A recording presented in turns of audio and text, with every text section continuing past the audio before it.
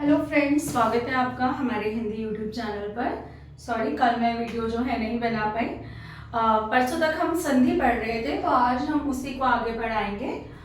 संधि जो है, मैं आपको पिछली कक्षाओं में भी बता चुकी हूँ कि प्रश्न आता है कि संधि शब्दों का मेल है या वर्णों का। तो उत्तर हमारा था वर्णों का मेल। संधि के प्रकार पढ़े थे हमने, स्वर संधि, व्यंजन संधि, विसर्ग संधि। हम स्वर संधि के कुछ भेद कर चुके थे। अब जो है स्वर संधि में मैंने ये बताया था आपको कि स्वर संधि वर्णों का मेल है। वर्ण स्वर है, यानी कि पहले शब्द का अंतिम वर्ण भी स्वर और दूसरे शब्द का प्रारंभिक वर्ण भी स्वर होगा, तो वहां पर स्वर संधि होगी। अब स्वर संधि के भेद मैंने आपको बताए थे 5।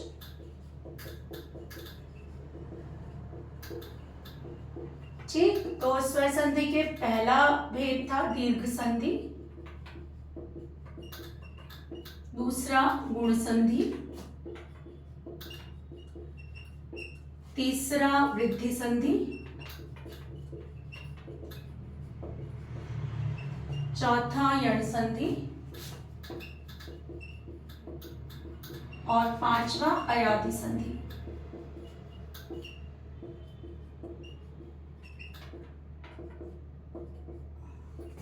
अब जो है हम दीर्घ संधि, गुण संधि और वृद्धि संधि हम कर चुके हैं। दीर्घ संधि में दीर्घ स्वर का निर्माण होता है, समान स्वर होने चाहिए, यानी कि पहले शब्द का अंतिम वर्ण या अंतिम स्वर यदि ई है, दूसरे शब्द का आरंभिक स्वर भी ई है, तो ई ही बनेगा, दीर्घ ई बनेगा। यहाँ पर स्वर अपने गुण बदल रहे थे। पहले शब्द का अंतिम वर्ण अ, दूसरे शब्द का आरंभिक वर्ण ई, तो ए बन रहा था। आप इन दोनों को खुद भी जोड़कर अगर बोल के देखेंगे तो उच्चारण के आधार पर भी यही होगा। वृद्धि संधि क्या है? वृद्धि संधि में मैंने आपको क्या बताया था कि पहले शब्द का अंतिम वर्ण यदि अ, दूसरे शब्द का आरंभिक वर्ण यदि अ है या ए है, जो इसमें बन रहा था आ जमा ई, क्या बना रहे थे? ए। अब ये इसमें जुड़ रहा है, आ जमा ए, ठीक है, इसका दीर्घ रूप भी। ठीक, तो ये क्या बना रहा है? बड़ा ए बना रहा था, ये हमने पढ़ा था। या फिर इसमें जो जुड़ रहा था आ जमा ऊ और ओ बन रहा था, तो यहां पर क्या हो रहा था? आ जमा ओ जुड़कर क्या बन रहा था? बड़ा ओ बना रहा था। तो मैंने आपको पहचान भी यही बताई थी कि जहां पर आपको ये मात्रा या ये वाली मात्रा दिखे, तो वहां पर वृद्धि संधि होगी। ठीक, अब आ जाते हैं, हम बात करते हैं यण संधि पर। यण संधि क्या है? पहले फिर से मैं एक बार हमारे स्वर लिख देती हूँ यहाँ पर, जो हमारे 11 स्वर हैं हिंदी भाषा के।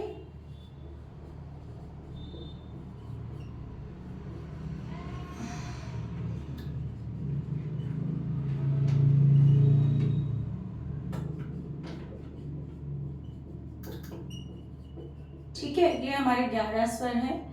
इसके बाद जो है यण संधि के नियम हम अगर देखें, तो यण संधि में मैं आपको एक चीज जो है याद दिलाऊंगी। या वर्ण है, और जब हम अपने व्यंजन बनाते हैं तो व्यंजन में ये य, र, ल, व एक समूह आता है हमारा व्यंजनों का, जिन्हें हम अंतस्थ व्यंजन कहते हैं। ठीक है, जब मैंने वर्ण विचार पढ़ाया था आपको, तब ये पढ़ाया था। अब यण संधि को एक बार देखते हैं, फिर मैं इस पर दोबारा इसके साथ आपको लिंक बताऊंगी कि क्या लिंक है इसका।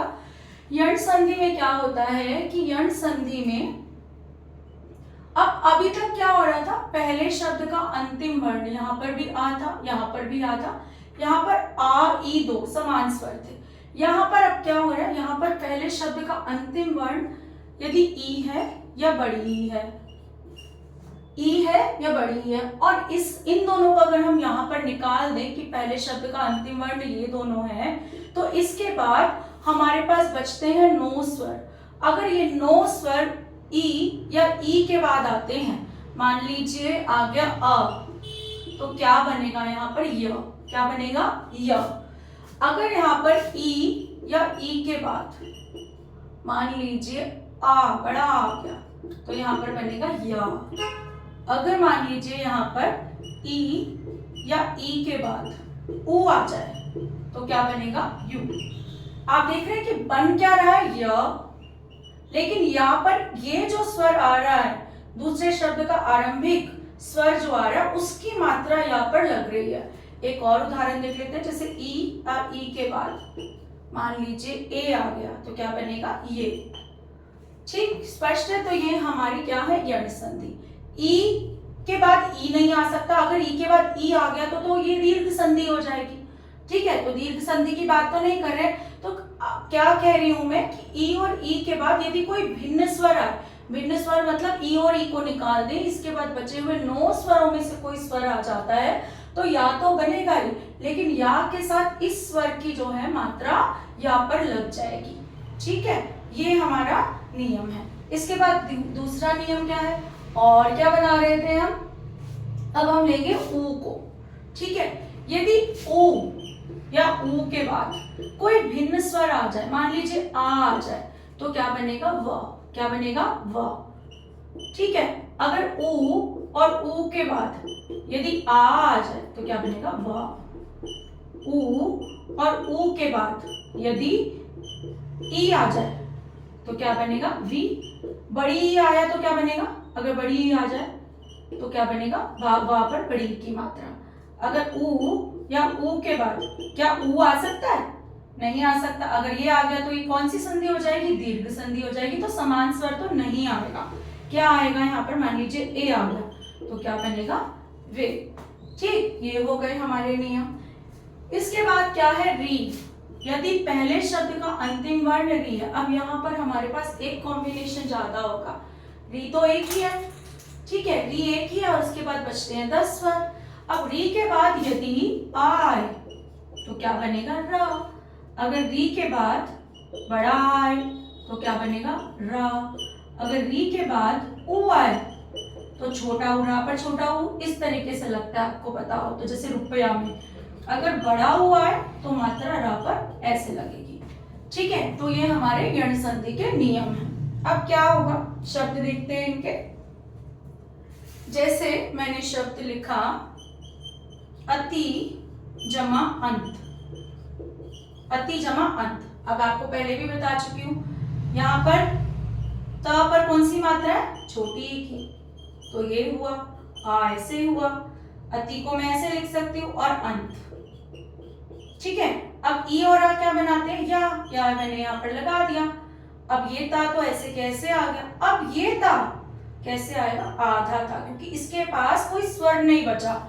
स्वर बचता तो स्वर व्यंजन में जुड़ जाता उसको उच्चारित करने के लिए, यहाँ पर लेकिन बन ही व्यंजन रहा है। खास बात क्या है कि है तो ये स्वर संधि, लेकिन यहाँ पर बन क्या रहा है, व्यंजन। क्या बन रहा है, व्यंजन। ठीक है, तो व्यंजन बन रहा है, इसलिए जो ये पहले वाला व्यंजन है ये किस रूप में आ जाए, आधे रूप में आ जाएगा। तो शब्द क्या बनेगा, अत्यंत। ठीक, जैसे प्रति जमा उपकार। अब यहां पर भी क्या है, ता है, आधा ता बच जाएगा, प्र, ता पर छोटी ई लगी है, उपकार। ये दोनों मिलकर या तो बनाते हैं, लेकिन ऊ की मात्रा लगती है, तो मैंने यहां मात्रा लगाई। अब क्या हुआ, आधा ता प्र, प्रत्युपकार। क्या बना, प्रत्युपकार। स्पष्ट है यहां तक। इसके बाद जो है अगर उदाहरण देखें तो देवी जमा आगता, देवी जमा आगता। बड़ी आ या बनाएंगे बड़ा, इसकी मात्रा लगेगी, यहाँ पर आधा वा बच जाएगा तो दिव्यागता। क्या बन जाएगा, दिव्यागता। ऐसे देव जमा आगमन, देव जमा आगमन। अब यहां पर देखिए वा आधा रह जाएगा, या बन जाएगा दिव्यागमन। क्या हो जाएगा, दिव्यागमन। ठीक, ये हमारे इसके उदाहरण है जब हम या बना रहे हैं। ठीक, एक मिनट, इसको मैं थोड़ा सा रफ कर देती हूँ ताकि जगह हो हमारे पास आगे इसके उदाहरण देखने के लिए। अब जो है दूसरा नियम क्या है, व का। ऊ के बाद यदि आए, बड़ा आए तो क्या बनता है, वा बनता है। ठीक है, अब इसके लिए उदाहरण है, जैसे हमारे पास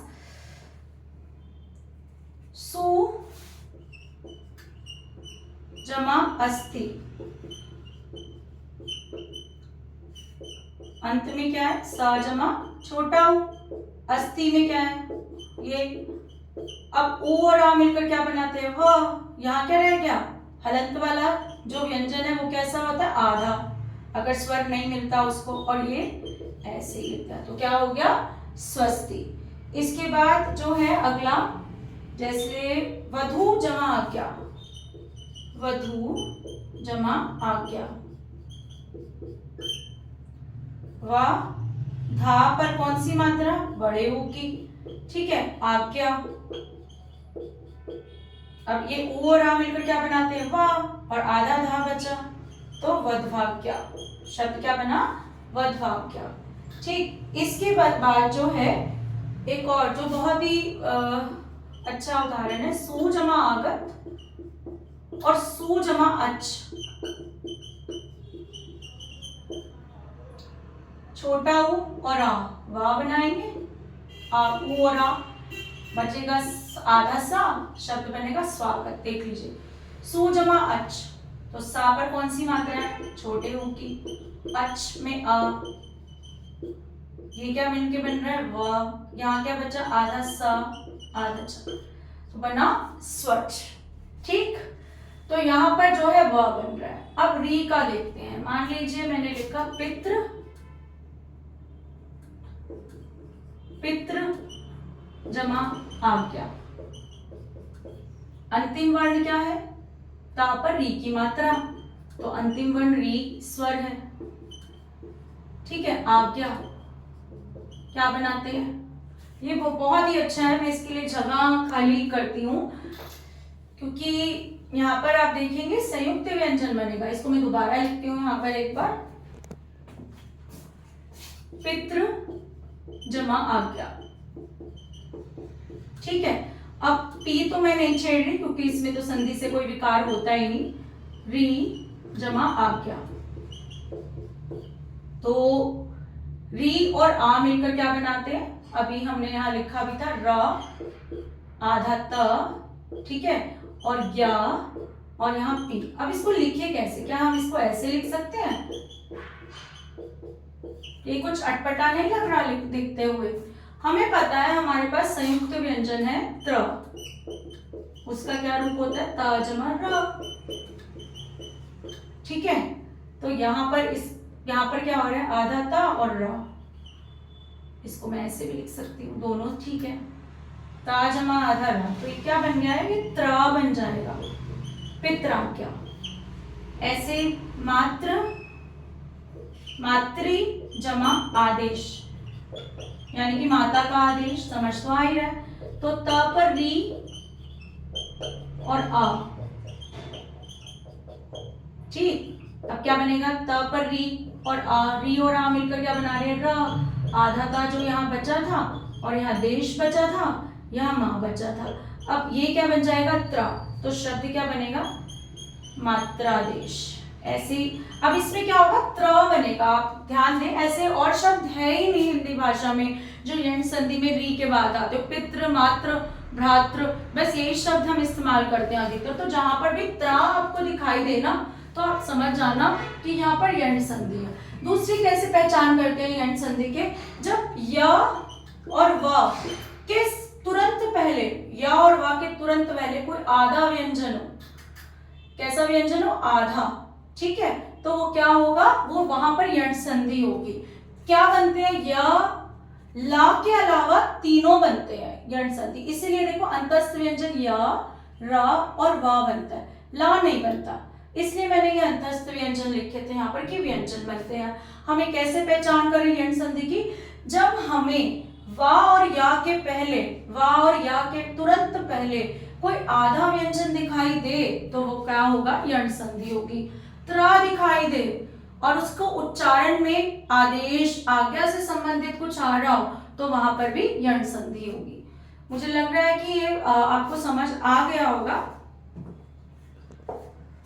इसके बाद जो है अगली हमारी संधि है अयादी संधि।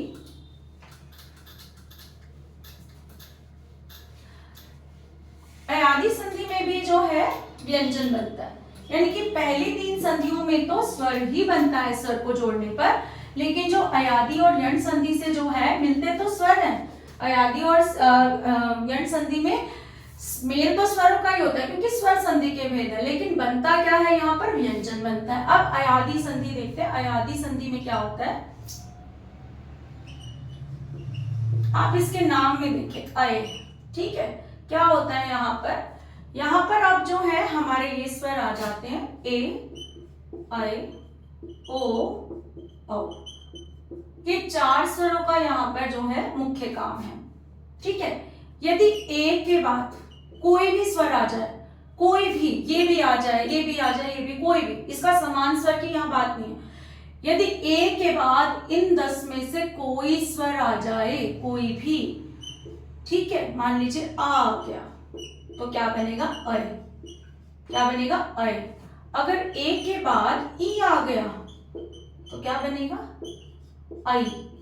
ये भिन्न स्वर की मात्रा यहाँ पर यण संधि में भी आती है और भिन्न स्वर की मात्रा अयादी संधि पर भी आती है, ठीक है। ये हमें ध्यान रखना है। अब ए के बाद मान लो ए ही आ जाए, ए के बाद ए आ गया तो अय तो बन ही रहा है ए के साथ कुछ भी मिलाने पर, लेकिन इसकी मात्रा यहाँ लगेगी। ए के साथ कोई भी स्वर हम मिला रहे हैं तो अय तो बन ही रहा है, लेकिन इस भिन्न स्वर की मात्रा यहाँ पर लग रही है, ठीक है। ए के बाद यदि बड़ा ए आ जाए तो क्या बनेगा अय, यानी कि भिन्न स्वर आने पर अय बनेगा ए के बाद, लेकिन भिन्न स्वर की मात्रा। अब क्या होगा, अब मान लीजिए दूसरा नियम क्या है इसका, बड़े ए के बाद जो कोई भिन्न स्वर आए, बड़े ए के बाद भिन्न स्वर आता है, अ आता है, तो क्या बनेगा आए। क्या बदलाव हो रहा है यहाँ पर, ए के कारण ये बदल रहा है और यहाँ पर इसकी मात्रा लग रही है। ए के बाद ई आ गया, यहाँ पर क्या बन रहा था आई, यहाँ पर क्या बनेगा आई, यानी कि बड़े ए के कारण आ में परिवर्तन हुआ और भिन्न स्वर से या तो बन रहा है लेकिन भिन्न स्वर की मात्रा भी लग रही है, ये हमें ध्यान रखना है। ए के बाद ऊ आ गया तो आऊ,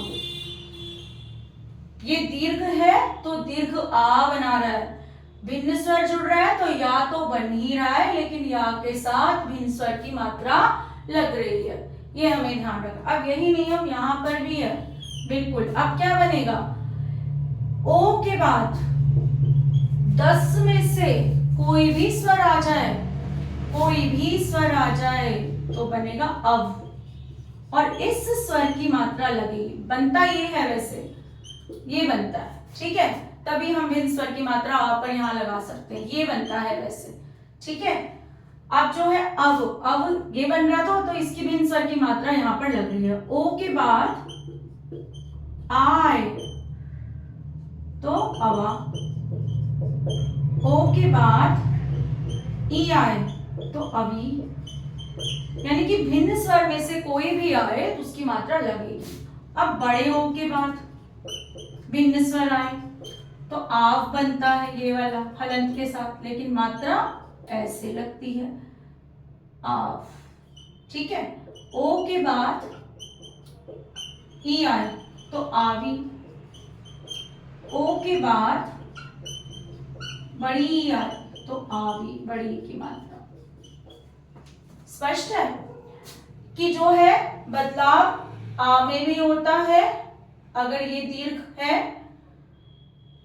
और इसमें भी होता है, आओ में भी होता है। अब इनके शब्द देख लेते हैं हम थोड़े से कि जो हमारे अयादी संधि के शब्द हैं, जैसे ने जमा अन, ने जमा अन, मैं जोड़ती हूँ इसको, तोड़ के देखती हूँ, ने जमा ए जमा अन,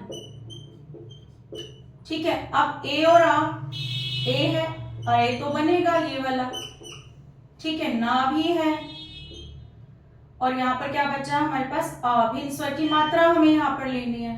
भिन्न स्वर की मात्रा क्या है, आ की तो कोई मात्रा नहीं होती, ये वर्णों को पूर्ण करता है, तो ना के साथ ये जुड़ गया, सॉरी, तो ये क्या बन गया नयन, क्या बन गया नयन, ये नहीं लगाना था मुझे, ठीक, तो क्या बन जाता है यहाँ पर नयन, ठीक, अगला जो है उदाहरण इसका, जैसे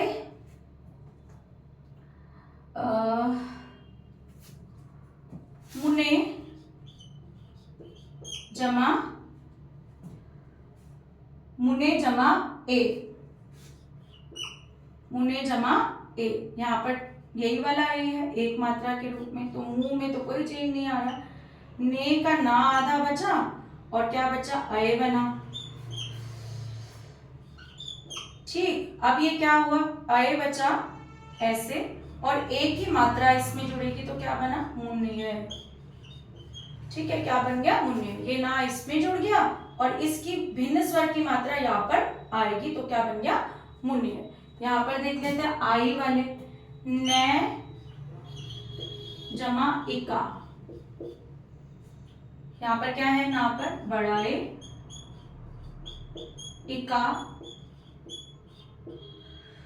ये किसकी मात्रा है, ई या छोटी ई की मात्रा में परिवर्तित होगा।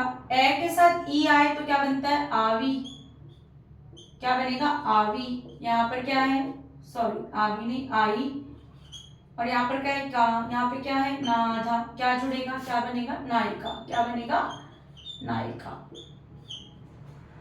ठीक, अब आवी वाले उदाहरण देख लेते हैं थोड़े से, जैसे ओ जमा अन, ओ जमा अन, बड़ा ओ है, बड़े ओ में जो है किसकी क्या लगता है, आव बनता है। अगर मैं बड़ा ओ निकाल दूं तो यहाँ क्या बच गया, आधा प। ठीक है, और रुक जाओ, ये ठीक है, ओ के साथ भिन्न स्वर जोड़ने पर क्या बनेगा, आव, ये, और अन, और यहाँ पर प, क्या होगा, पावन, क्या बन जाएगा, पावन। तो यण संधि और अयादि संधि में व्यंजन बन रहे हैं दोनों में, हमें ये बात ध्यान रखनी है। ठीक है, ये आपको समझ आया होगा। थोड़ी सी कोशिश करेंगे, शब्दों का अभ्यास करेंगे तो आपको अच्छे से समझ आएगी, बिल्कुल भी कठिन नहीं है ये, एक बार ध्यान से समझने की जरूरत है। आप वीडियो को बार बार देखेंगे तो और अच्छे से समझ आ जाएगा। तो अब जो है ये वीडियो मैं खत्म कर रही हूँ, अभी यहाँ पर समाप्त कर रही हूँ। कल हम व्यंजन संधि पढ़ेंगे।